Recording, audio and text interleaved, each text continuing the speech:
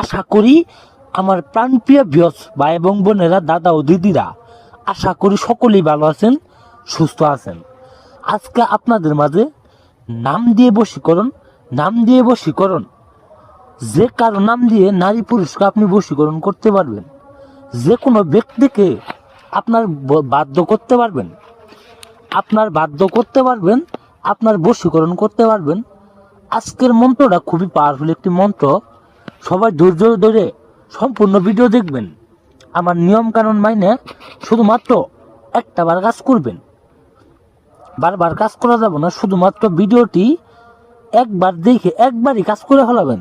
এমন একটা সহজ বশীকরণ মন্ত্র নিয়ে আমি হাজির হয়েছি। আমি তান্ত্রিক, আপনারা ছাড়া এই দুনিয়ার তার কোনো কাজ নাই। আপনার ছাড়া সে থাকতে পারবো না। সে কুত্তা পাগল হয়ে আপনার পিছে পিছে ছুটবো, আপনার কাছে আসার জন্য সে পাগলা দিওয়ানা হয়ে যাবো গা। বেশি কথা না বলে এই যে মন্ত্রটা দেখতে পাচ্ছেন, নাম দিয়ে বশীকরণ মন্ত্র।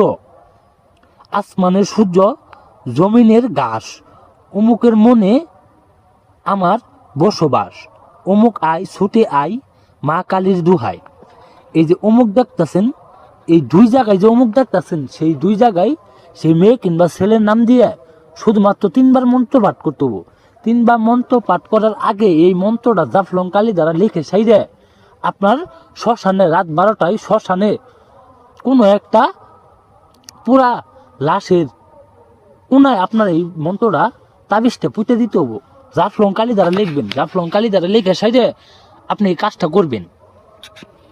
আমার মতো করে 3টা বার মন্ত্রটা পাঠ করে সাইডে আপনি তাবিজের ভিতরে ঢুকার সাইডে আপনি শ্মশানে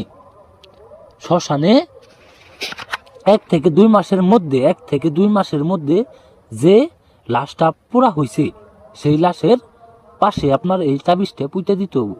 পুঁতে দেওয়ার সাথে সাথেই সেই নারী কুত্তা পাগল হবো, সেই পুরুষ আপনার জন্য কথা না বলে থাকতে পারবো না।